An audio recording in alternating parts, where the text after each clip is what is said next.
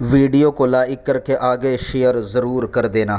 سر جھکائی اللہ اس کے لیے بے حساب جنت نعیم میں جانا لکھ دیتا ہے۔ کتنی سستی ہے وہ تو نہایت سستا سودا، بیچ رہے ہیں جنت کا، ہم مفلس کیا مول چکائے، اپنا ہاتھ ہی خالی ہے۔ اللہ اکبر، آنکھوں پہ کنٹرول کیا، تنہائی میں کوئی نہیں دیکھ رہا ہے، صرف اللہ دیکھ رہا ہے، اور اس تصور کے ساتھ نظریں جھک گئی۔ کہاں ہے وہ نوجوان جو یہ کہتے مولانا اگر اللہ اکبر زندگی میں لڑکی نہیں تو زندگی کا مزہ کیا، زندگی میں چکر مکر نہیں تو زندگی کا مزہ کیا، زندگی میں ٹرنٹنگ نہیں تو زندگی کا مزہ کیا۔ ارے نادان، یہ زندگی چند لمحوں کی ہے، 4 دن کی چاندنی ہے۔ دیکھ اپنے نبی کو، کتنے سستے میں تجھے بے حساب جنت دلا رہے ہیں۔ آنکھوں پہ کنٹرول کیا، اکیلے میں اللہ دیکھ رہا ہے، اور جس چیز کو رسول اللہ نے دیکھنے سے منع کیا ہے نظریں جھک گئی، بے حساب جنت کا پروانہ مل گیا۔ اسی پہ بس نہیں، میرے آقا یہاں تک فرماتے ہیں جو اکیلے میں ہو اور کوئی حسن اس کو دعوت نظارہ دے رہا ہو، اور ایسے عالم کے اندر اللہ دیکھ رہا ہے، اس تصور کے ساتھ وہ نظریں جھکا لے، اللہ اسی وقت 360 حوروں کے ساتھ اس کا نکاح فرما دیتا ہے۔ 360 حوروں کا وہ شوہر بن جاتا ہے اسی وقت نظریں جھکانے سے۔ اور اگر ایسا نہ کیا، تنہائی میں گناہ کیا، تو اس کا معکوس دیکھ رہے ہیں، اللہ سے اعلان جنگ کرنے کے بعد، اللہ سے اعلان جنگ قبول کرنے، یا بلکہ یہاں تک حدیث پاک میں آیا جو اللہ کا اعلان جنگ قبول کرے گا اللہ اس کی نسلوں کو برباد کرے گا، اس کی نسلیں۔ لوگوں کے کاروبار یوں ہی، لوگ کہتے ہیں مولانا کسی نے کچھ کر دیا، میرا کاروبار بہت اچھا چلتا تھا نہیں چل رہا، مولانا کسی نے کچھ کر دیا، میری بیٹی کو رشتے نہیں آتے، مولانا کسی نے کچھ کر دیا، میں بیمار رہنے لگا، مولانا کسی نے کچھ کر دیا۔ اور پھر آپ کے یہاں پھر ماشاءاللہ بابا گیری بھی زوروں پر ہے، پھر لوگ مجبوروں کو اور لوٹتے ہیں، خوب کماتے ہیں، پریشان کو اور پریشان کرتے ہیں۔ سب ایسے، میں یہ نہیں کہتا، سب کو نہیں کہتا، لیکن اتنا ضرور کہتا ہوں میرے بھائی، ہمیں کسی نے کچھ کیا یا نہیں کیا مجھے نہیں پتا، لیکن ہم نے اپنے آپ کے لیے کیا، کیونکہ میرے آقا علیہ السلام کی حدیث پاک کا مفہوم ہے جو رات کو گناہ کرتا ہے دن کو اس کا اثر سزا کے طور پہ دیکھتا ہے، جو دن کو گناہ کرتا ہے رات کو اس کا اثر سزا کے طور پہ دیکھتا ہے۔ اللہ پاک اللہ اکبر ڈائریکٹ کسی کو سزا نہیں دیتا، سزا کے اسباب پیدا کرتا ہے، کسی کی اولاد کو اس کا بے وفا بنا کر سزا دیتا ہے، کسی پہ بیماریاں مسلط کر کے سزا دیتا ہے، کسی کا بڑھاپا لائق رحم بنا کر سزا دیتا ہے۔ بے شمار ایسے جوان آپ نے دیکھے ہوں گے جنہوں نے جوانی میں پانی میں آگ لگائی، جنہوں نے دولت اور جوانی کے نشے میں اللہ رب العزت کے چیلنج کو قبول کیا، اس کے جنگ کے چیلنج کو قبول کیا، پھر جب بڑھاپا آتا ہے، حالانکہ جان بوجھ کے کوئی بندہ قبول نہیں کرتا، یہ سب لاشعوری طور پر ہے، لیکن اللہ کی غیرت تو اللہ کی غیرت ہے۔ جب اللہ ایسے جوانوں کو جنہوں نے جوانی میں زنا کیا، حرام کھایا، ناجائز کام کیے، تنہائی میں گناہ کیا، پھر ایسے لوگ کو جب اللہ سزا دیتا ہے تو بڑھاپا اتنا قابل رحم ہوتا ہے، اللہ اکبر، نہ پیر اٹھنے کے قابل ہوتے ہیں، نہ زبان بولنے کے قابل ہوتی ہے، نہ ہاتھ توبہ کے لیے کام کرتے ہوئے نظر آتے ہیں، اس کو توبہ کی توفیق بھی نہیں ہوتی۔ یاد رکھنا، خدا کی دی ہوئی مہلت کو اس کا مس یوز نہ کرو، اس کا غلط استعمال نہ کرو۔ آؤ حضرت سیدنا زید رضی اللہ تبارک و تعالیٰ عنہ ارشاد فرماتے ہیں تنہائی میں گناہ کے حوالے سے، اس کو علامہ شعیب علیہ الرحمن نے اپنی کتاب میں لکھا ہے، علامہ زید علیہ رحمت و رضوان، امام زید فرماتے ہیں کہ میری عادت تھی کہ میں قبرستان جاتا تھا، اور قبرستان اس لیے جاتا تھا کہ وہاں جا کر کے میں تھوڑا سا عبرت حاصل کروں۔ دیکھو قبرستان ہم لوگ بھی جاتے ہیں، لیکن قبرستان جاتے ہیں تو تختیاں پڑھتے ہیں، پاٹیاں پڑھتے ہیں، کتبے پڑھتے ہیں، حالانکہ قبرستان جانے کے لیے یہ ہے قبرستان جاؤ تو تھوڑا جا کر کے قبروں کے پاس بیٹھو اور عبرت حاصل کرو۔ دیکھو مزارات پر تو ہم فیض لینے جاتے ہیں، لیکن عبرت کے لیے قبرستان جانا چاہیے۔ مزارات پر آپ عبرت نہیں حاصل کر سکتے، کیوں؟ وہاں انوار و تجلیات کی اتنی بارش ہوتی ہے، وہاں جو ہے وہ آدمی دیکھ کر کے نہ اس کو وحشت ہوتی ہے نہ دہشت ہوتی ہے، بلکہ وحشت والے دل کو سکون مل جاتا ہے، وحشت والے دل کو قرار مل جاتا ہے، بے چین دل کو چین مل جاتا ہے۔ کیوں؟ اس لیے کہ قرآن کہتا ہے ان رحمت اللہ قریب من المحسنین، کہ بے شک اللہ کی رحمت محسنین یعنی ولیوں کے قریب ہے، نیک بندوں کے قریب ہے۔ جہاں رحمت برس رہی ہو وہاں وحشت کیسی، وہاں دہشت کیسی، بلکہ وہاں وہاں تو سکون ملتا ہے، وہاں تو قرار ملتا ہے، وہاں تو اطمینان ملتا ہے۔ اللہ والوں کے آستانے پر دعائیں قبول ہوتی ہے۔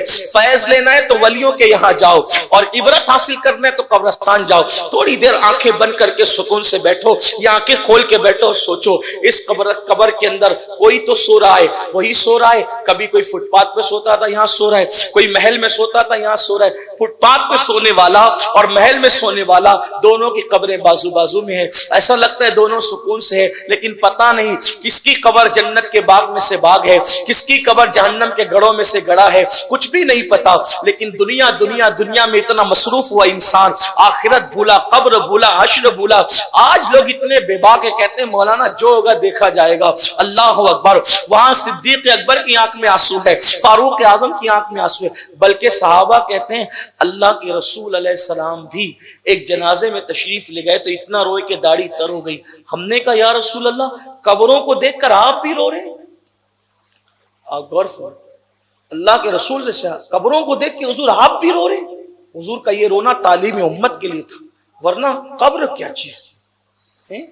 حضور قدم رکھ دے تو وہ قبر جنت کے باغوں میں سے باغ بن جائے، یہی تو ہے۔ لیکن حضور رو رہے تعلیم امت کے لیے، اور ہمیں رونا نہیں آتا۔ ہم تو دنیا اور رشتہ داری کی اس کی اڑگم دڑگم بات کرتے جاتے ہیں، اور جنازے پہ مٹی دیے نہیں دیے نکل جاتے ہیں۔ تھوڑا بیٹھ کر سوچو، ہڈیاں پگھل گئی لوگوں کی، ہڈیاں کھا لی مٹی نے۔ کیسے وہ لوگ تھے، کوئی متولی صاحب، کوئی حاجی صاحب، کوئی غازی صاحب، کوئی یہ صاحب، کوئی وہ صاحب، ہے کسی کی چلی وہاں؟ سب مٹی میں سو رہے ہیں۔ بس بات اتنی ہے، نہ خاندان، نہ قبیلہ، نہ خطہ، نہ علاقہ، نہ ڈگری، کچھ نہیں، بس اتنا بندے راضی مجھے کیا یا نہیں۔ اگر تو نے راضی کیا تو فرشتوں سے بہتر ہے، اور ناراض کیا تو پھر تو کتے سے بدتر ہے، یہی تھا، اور کیا ہے۔ بابا بلے شاہ کہتے ہیں اٹھ بلیا چل یار منا لے، ورنہ بازی لے گئے کتے۔ اگر خدا کو ہم منا نہ سکے، کتا آگے نکل گئے، ہم پیچھے رہ گئے۔ امام زید فرماتے ہیں، جس کو علامہ شعیب اپنی کتاب میں لکھتے ہیں، فرماتے ہیں کہ میں قبرستان جاتا تھا عبرت کے لیے۔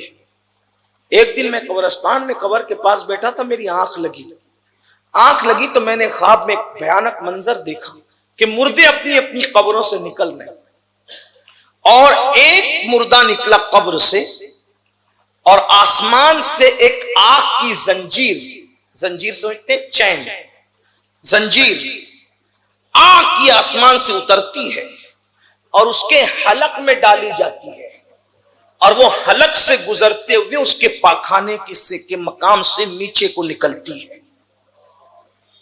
امام زید کہتے ہیں میں نے یہ منظر دیکھا، اور وہ چیخ رہا تھا، اور چیختے ہوئے فرشتوں سے کہتا تھا، فرشتوں کیا میں نمازی نہیں تھا؟ یعنی وہ بے نمازی نہیں تھا، نمازی تھا۔ میں نمازی نہیں تھا، میں نمازیں نہیں پڑھتا تھا، میں نے عمرہ نہیں کیے، میں نے حج نہیں کیے، میری چوکھٹ پہ آنے والوں کو کیا کبھی میں نے خالی لوٹایا؟ کیا میں نے کبھی زکات دینے میں کوتاہی کی؟ وہ ساری نیکیاں گنا رہا تھا، وہ قرآن کی تلاوت گنا رہا تھا، وہ روزوں کی کثرت گنا رہا تھا، وہ نمازوں کی کثرت گنا رہا تھا، وہ حج اور زکات کے تذکرے کر رہا تھا۔ جب ساری نیکیوں کا ذکر کر چکا تو غیب سے آواز آئی، فرشتوں اس سے کہہ کیوں نہیں دیتے کہ تو ساری نیکیاں کرتا تھا، لیکن جب تو اکیلے ہوتا تو تنہائی کے اندر گناہ بھی کرتا تھا۔ جو اکیلے میں گناہ کرتا ہے ہم اس کے ساتھ اعلان جنگ کرتے ہیں، اور اس کی نیکیوں کو ہم ذروں میں بانٹ دیتے ہیں، حباب منصورہ بنا دیتے ہیں، اس کے نیکیوں کو ہم ریت کے چھوٹے چھوٹے ذروں کی طرح بکھیر دیتے ہیں۔ ہماری بارگاہ میں ان کی اعمال قبول نہیں ہوتے جو تنہائی میں گناہ کر کے ہمیں جنگ کا چیلنج کرتے ہیں۔ اللہ اکبر۔ امام زید فرماتے ہیں میری آنکھ کھلی اور خواب کا اثر میرے پورے وجود پر تھا، میں لرزہ برندام تھا کہ اللہ اکبر، نمازیں پڑھنے والے، روزے رکھنے والے، عمرہ کرنے والے، حج کرنے والے اگر تنہائی میں گناہ کرے ان کا انجام کیا ہوگا آپ مجھے بتائیں میرے بھائیوں.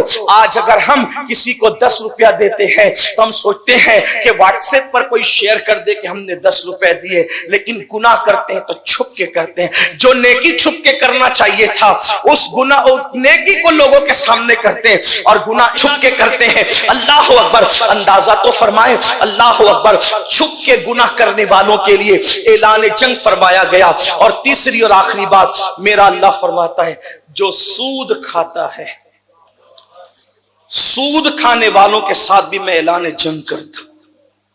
اللہ کے رسول علیہ السلام نے فرمایا جہنم میں ایک وادی ہے, اس کی گرمی اتنی ہے کہ اس سے دن میں 5 مرتبہ جہنم بھی پناہ مانگتا ہے.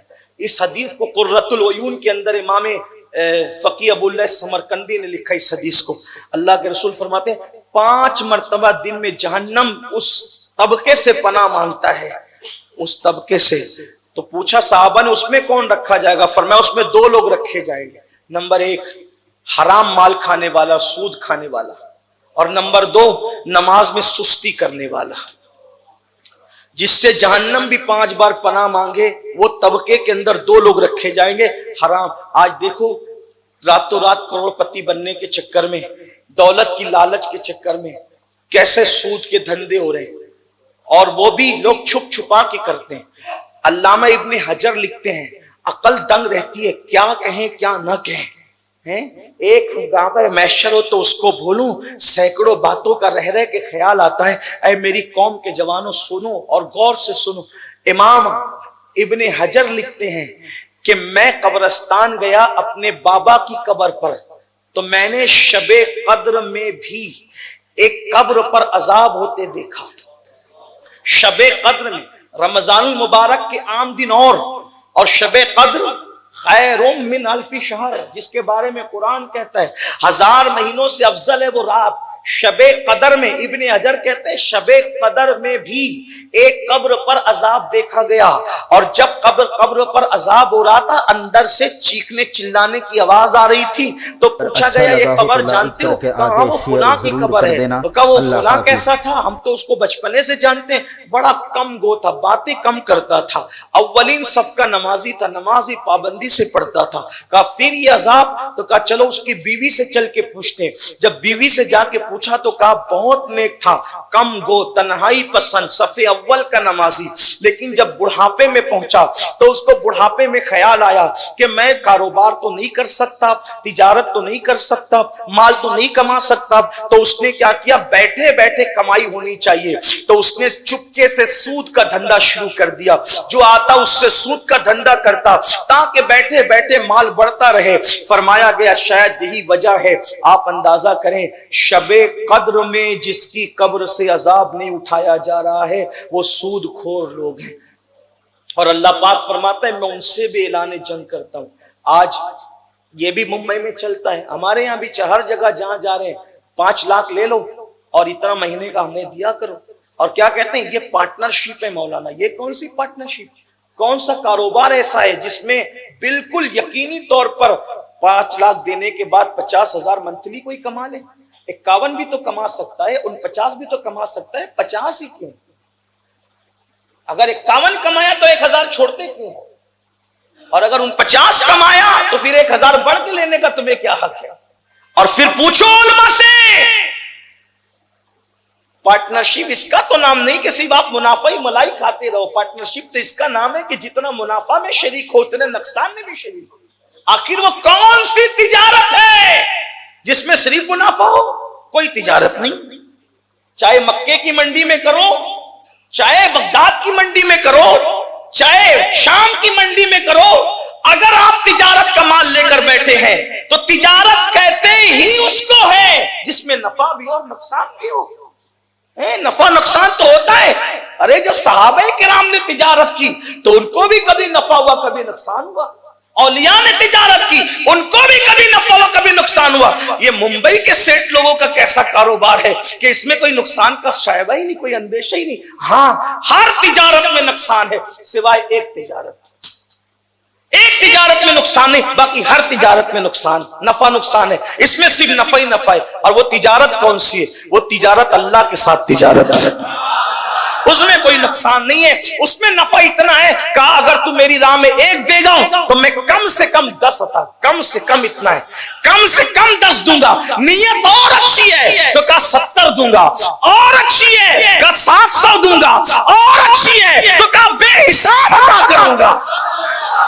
اس میں کوئی نقصان نہیں۔ اور فرمایا تو مال دے گا تو میں بھی مال دوں گا، پھر ثواب بھی دوں گا، مال دے گا مال دوں گا، ثواب دوں گا، تو جان دے گا تجھے جان بھی دوں گا، ثواب بھی دوں گا۔ اسی لیے تو آپ دیکھو کہ جب شہید مرتا ہے اللہ کی راہ میں تو قرآن کیا کہتا ہے؟ اس کو مردہ مت کہو، کیوں؟ اس نے جان اللہ کو دی، اللہ نے اس کو جان عطا فرمائی، اور ایسی جان عطا کی وَلَا تَقُولُوا لِمَن يُقْتَلُ فِي سَبِيلِ اللَّهِ أَمْوَاتٌ بَلْ أَحْيَاءٌ وَلَٰكِن لَّا تَشْعُرُونَ۔ جو اللہ کی راہ میں مار دیے جائیں انہیں مردہ مت کہو، وہ زندہ ہے مگر تمہیں شعور نہیں ہے۔ دیکھو انہوں نے جان دی تو اللہ نے بھی جان دی، اور جنہوں نے مال دیا اللہ ان کو دیتا ہے۔ یاد رکھنا اللہ کی راہ میں دینے والا کبھی محروم نہیں رہتا، کبھی تنگ دست نہیں رہتا۔ جب کبھی تنگ